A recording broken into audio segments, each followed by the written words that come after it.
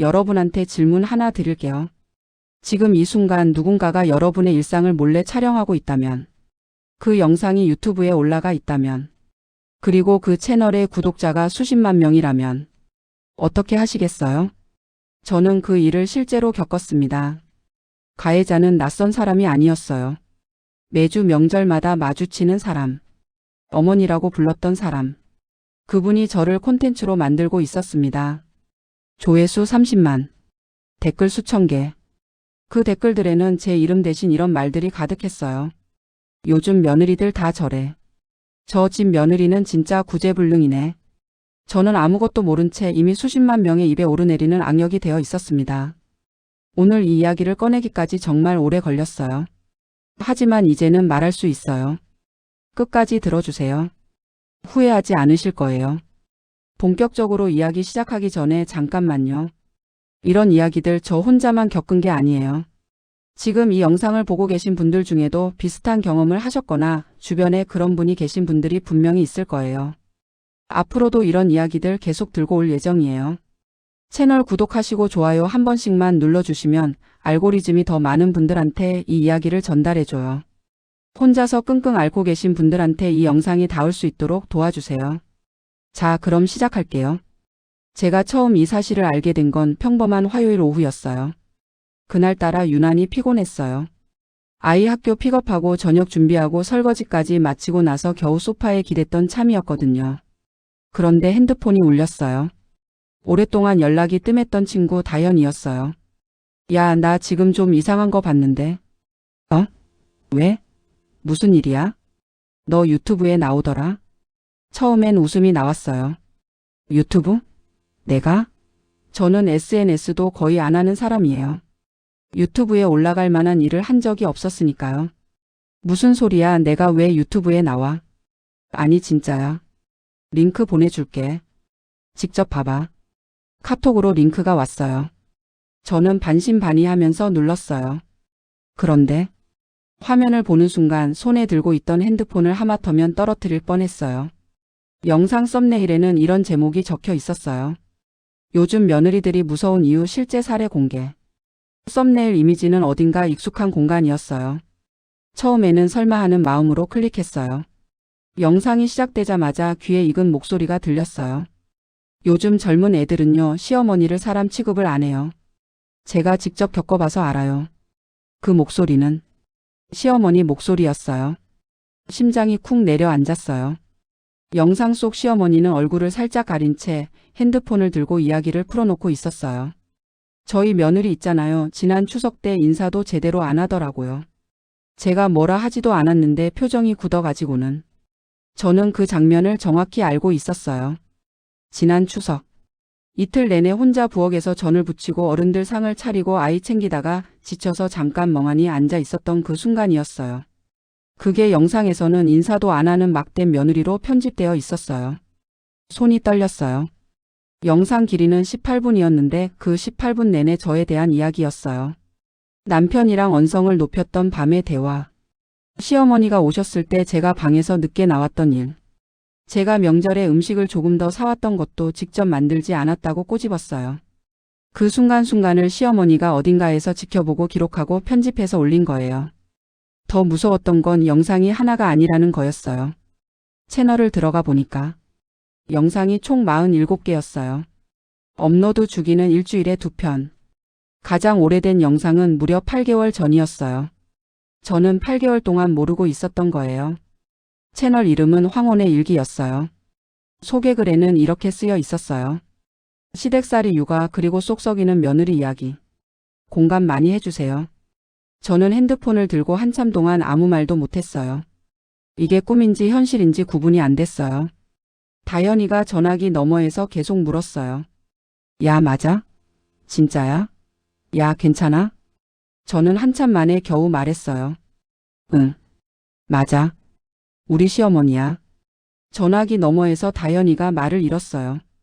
그리고 저도 말을 잃었어요. 30만 조회수. 구독자 9만 2천 명. 댓글 4,200개. 저는 그 숫자들을 멍하니 바라봤어요. 그날 밤 저는 잠을 한숨도 못 잤어요. 그날 밤 남편이 퇴근해서 들어오기 전까지 약 3시간 동안 저는 채널에 올라온 영상을 처음부터 끝까지 전부 봤어요. 47개 전부요. 보면 볼수록 현기증이 났어요. 편집이 교묘했거든요. 제가 긴 하루를 보내고 지쳐서 무표정하게 앉아 있으면 그게 냉담한 며느리로 편집됐어요. 아이한테 집중하느라 시어머니한테 즉각적으로 반응하지 못하면 어른도 몰라보는 버릇없는 애가 됐고요. 제가 요리를 잘 못한다고 솔직하게 말한 적이 있었는데 그게 요즘 며느리들은 밥도 할 줄 모른다는 영상 주제의 소재가 됐어요. 근데 진짜 숨이 막혔던 건 어떻게 저 상황을 알고 있지? 싶은 장면들이었어요. 분명히 시어머니가 그 자리에 없었던 날들도 있었거든요. 예를 들어서 남편이랑 다퉜던 날 이야기가 나오는 영상이 있었어요. 그날 남편이랑 단 둘이 있었고 시어머니는 집에 안 계셨어요. 그런데 영상에서 시어머니가 말하는 거예요. 그날 얘네 부부가 또 싸웠는데 며느리가 소리를 질렀다고요. 애 앞에서요. 저는 소름이 돋았어요. 이건 남편이 얘기한 거잖아. 그 생각이 드는 순간 머릿속이 하얘졌어요. 그러다가 한 영상에서 정말 입이 떡 벌어지는 장면이 나왔어요. 시어머니가 카메라를 향해 이렇게 말하는 거예요. 여러분, 저 며느리가 얼마나 못됐는지 사진으로 보여드릴까? 그리고는 핸드폰 화면을 카메라에 갖다 댔어요. 제가 친정 엄마한테 보낸 카카오톡 메시지였어요. 엄마, 나 시어머니 때문에 너무 힘들어. 요즘 매일 눈치 보면서 살아. 이걸 어떻게 갖고 있는 거지? 저는 그 메시지를 친정 엄마한테만 보냈어요. 그런데 어떻게 시어머니 손에? 나중에서야 알게 된 사실이지만 남편이 가끔 아내 핸드폰을 보는 버릇이 있었어요. 그리고 그걸 어머니한테 말한 거예요. 가족이라는 이름 아래 저의 사적인 대화까지 유출된 거예요. 댓글을 읽는 건 더 고통스러웠어요. 요즘 며느리들은 다 저래요. 우리 때는 상상도 못했는데. 저 며느리는 진짜 답 없다. 시어머니가 불쌍해. 저런 사람이랑 사는 아들이 안쓰럽네. 솔직히 이 정도면 이혼 사유 아닌가요? 다음 편도 기대해요. 수천 명이 저에 대한 이야기를 하고 있었어요. 저는 얼굴도 이름도 나오지 않았지만 저는 알고 있었어요. 이게 나다. 그리고 그 댓글을 달고 있는 사람들은 시어머니가 들려주는 한쪽 이야기만 들은 사람들이었어요. 제가 그날 왜 지쳐 있었는지, 제가 왜 카톡을 그렇게 보냈는지, 제가 명절 전날 밤 혼자 얼마나 울었는지 아무도 몰랐어요. 알 수도 없었어요. 그 채널 안에 저는 없었으니까요. 시어머니가 만들어낸 저만 있었어요. 가장 최근 영상의 제목은 이거였어요. 며느리한테 감사합니다. 들어본 적이 없어요. 이게 정상인가요? 조회수 28만. 댓글 3,800개. 인기 댓글 1위 이 시어머님은 진짜 착하시다. 이 정도면 내쫓아도 돼요. 저는 그 댓글을 읽고 처음으로 소리 없이 울었어요. 아이가 잠든 방에서 불 끄고 이불을 뒤집어 쓰고 아무도 모르게 남편한테 먼저 말해야 할지 시어머니한테 직접 말해야 할지 밤새 고민했어요. 결국 다음날 남편한테 링크를 보여줬어요. 남편 반응은요? 저는 지금도 그 순간을 잊을 수가 없어요. 남편이 영상을 쭉 보더니 첫 마디가 이거였어요. 어머니가 심심하셔서 그러신 것 같은데. 저는 그 말을 듣고 할 말을 잃었어요. 심심하셔서? 응, 뭐 본인 일상 올리시는 거잖아. 그게 뭐가 문제야? 내 얘기가 다 나오는데 그게 문제가 없어? 내가 실명으로 나온 것도 아니잖아. 그때 뭔가 딱 끊어지는 느낌이 들었어요. 남편도 몰랐던 게 아니에요. 남편은 어느 정도 알고 있었을 거예요. 그리고 그게 크게 문제라고 생각하지 않았던 거예요. 저는 그날 바로 시어머니한테 연락을 드렸어요. 어머니, 저 좀 여쭤봐도 될까요? 응, 왜? 유튜브 채널 혹시 어머니 거예요? 잠시 침묵이 흘렀어요. 그리고 시어머니가 말했어요. 맞아. 내 거야. 왜? 단 한마디의 사과도 설명도 당혹스러움도 없었어요. 왜요? 제 이야기가 올라와 있잖아요. 내 이야기가 아니라 내 이야기지. 내가 겪은 일을 내가 말한 거잖아. 어머니, 그 영상에 제가 남편이랑 나눈 대화도 나오고 제가 친정 엄마한테 보낸 카톡도 나와요. 그게 어떻게 어머니 이야기예요? 그러자 시어머니가 이렇게 말했어요. 다들 공감한다고 하더라. 댓글 봤잖아. 저는 그 순간 온몸에 피가 거꾸로 솟는 느낌이었어요. 공감이요? 수만 명의 공감을 받기 위해서 저를 소재로 쓴 거잖아요. 어머니, 이건 명백하게 저한테 피해가 가는 일이에요. 영상 내려주셔야 할 것 같아요. 그러자 시어머니가 목소리 톤을 높였어요. 왜 내가 내려야 해? 내가 잘못한 게 뭔데? 잘못이요? 제 동의도 없이 제 일상을 올리셨잖아요. A 얼굴도 안 나왔는데 뭐가 문제야? 예민하게 굴지 마. 어머니. 그리고 솔직히 나는 억울해. 내가 며느리한테 얼마나 참는데. 내 속도 모르고. 대화는 거기서 끊겼어요. 시어머니는 전화를 끊었어요. 저는 한참 동안 핸드폰을 들고 서 있었어요. 이분은 정말 단 한 번도 자신이 잘못했다는 생각을 안 하시는구나. 그날 저녁 남편이 퇴근하고 나서 이 이야기를 다시 꺼냈어요. 나 오늘 어머니랑 통화했어. 영상 내려달라고 했는데 거부하셨어. 어머니가 좀 서운하셨나 보지. 서운? 어머니가 서운하셨다고요? 그래서 어떻게 할 거야? 남편은 한숨을 쉬더니 이렇게 말했어요. 내가 어머니한테 한번 말해볼게. 근데 너도 좀 이해해. 어머니가 요즘 많이 외로우신 것 같더라고. 외로움이요? 그 외로움을 달래는 방법이 며느리를 온라인에 올려서 수십만 명한테 흉을 보는 거였단 말이에요. 그날 밤 저는 처음으로 진지하게 생각했어요. 이 결혼을 계속할 수 있을까?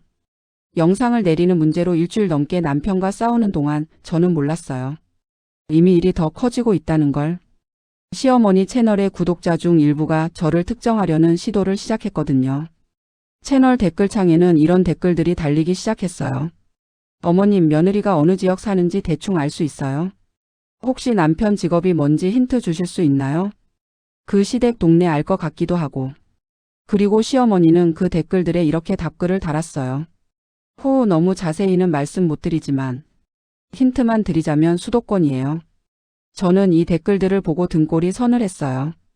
그리고 얼마 지나지 않아 제 인스타그램 DM에 모르는 계정으로 메시지가 왔어요. 황혼의 일기 채널 며느리 맞죠? 저는 그 메시지를 보고 숨이 멎는 줄 알았어요. 어떻게 찾은 거지? DM을 보낸 계정에 들어가 보니 시어머니 채널 커뮤니티에 자주 댓글을 달던 계정이었어요. 제 인스타그램이 공개 계정이었는데 거기에 올린 일상 사진 중 하나의 배경이 시어머니 채널에 나온 장소와 일치한다는 걸 어떤 구독자가 찾아낸 거예요. 메시지 내용은 이랬어요. 솔직히 말해서 당신 잘못이 더 큰 것 같아요. 영상 보면서 많이 공감했거든요. 저는 그 메시지를 읽고 계정을 바로 비공개로 전환했어요. 그런데 그게 끝이 아니었어요. 며칠 뒤 아이 학교 앞에서 아이를 기다리고 있는데 낯선 남성이 다가왔어요. 혹시 영상에 나오는 분 맞으세요? 저는 심장이 떨어지는 것 같았어요. 아닌데요. 죄송해요. 너무 비슷하게 생기셔서. 사실 저도 그 채널 구독자인데 어머니가 너무 안쓰러워서요. 그 여자는 그 말을 하고 자리를 떴어요. 하지만 저는 그날 집에 오는 내내 뒤를 돌아봤어요. 내 아이 학교 앞까지. 이미 일이 여기까지 온 거예요. 저는 그날 밤 법률 상담을 검색했어요. 초상권 침해, 사생활 침해, 명예훼손. 상담을 받아보니 얼굴이 노출되지 않더라도 특정 가능한 정보가 충분히 공개됐다면 법적 문제가 될 수 있다는 답변을 받았어요. 특히 제가 보낸 카톡을 무단으로 공개한 것은 명백한 통신 비밀 침해에 해당할 수 있다고 했어요. 저는 그 내용을 남편한테 보여줬어요. 법적으로 문제가 될 수 있대. 어머니한테 말해줘야 해.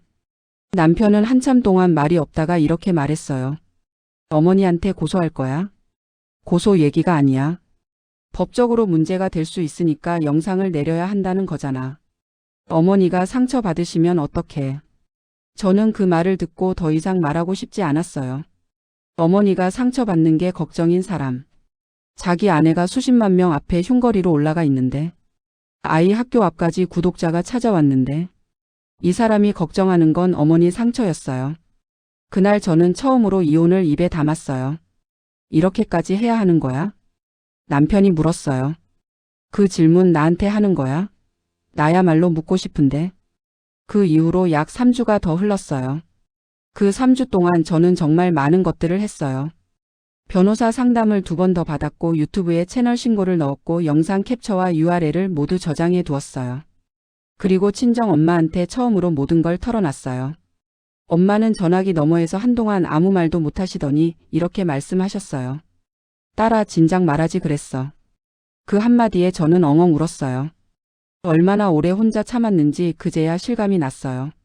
시어머니는 그 사이에도 영상을 계속 올렸어요. 신고가 들어갔다는 걸 알았는지 오히려 한 영상에서 이런 말을 했어요. 요즘 며느리가 유튜브까지 신고했다고 하더라고요. 어쩜 이렇게 악독한지. 그 영상도 조회수가 20만을 넘었어요. 저는 악독한 사람이 됐어요. 자기 사생활 지켜달라고 한 것만으로. 결정적인 일은 그로부터 며칠 뒤 일어났어요. 시어머니가 우리 집에 오셨어요. 남편이 오시라고 한 거였어요. 세 사람이 거실에 앉아서 대화를 했어요. 시어머니가 먼저 말씀하셨어요. 내가 뭘 그렇게 잘못했는지 모르겠어. 내 힘든 거 털어놓은 건데. 어머니, 저는 동의한 적이 없어요. 동의? 가족끼리 무슨 동의야? 가족이면 더욱더 지켜줘야 하는 거 아닌가요? 나는 억울해. 내가 그동안 참은 게 얼만데. 그때 남편이 끼어들었어요. 그래도 어머니, 이건 좀 지나쳤어요. 저는 그 말에 잠깐 희망을 가졌어요. 그런데 다음 문장이 이거였어요. 근데 당신도 어머니한테 좀 더 잘했어야지. 저는 그 순간 모든 게 정리됐어요. 이 집에서 내 편은 없구나. 저는 조용히 자리에서 일어났어요. 저 잠깐 나갔다 올게요. 그리고 나왔어요. 집 앞 벤치에 앉아서 하늘을 봤어요. 봄이었어요. 따뜻한 바람이 불었어요. 저는 오랜만에 숨을 제대로 쉰 것 같았어요. 핸드폰을 꺼내서 친정 엄마한테 전화를 걸었어요. 엄마, 나 좀 이따가 갈게. 그래. 와. 방 다 치워뒀어. 그날 저는 아이를 데리고 친정에 갔어요. 짐을 챙긴 건 아니었어요. 일단 나온 거였어요. 남편한테는 문자를 보냈어요. 나 오늘 친정가 있을게. 잘 생각해봐. 나도 생각할게. 남편은 한참 뒤에 답장을 보냈어요. 알겠어.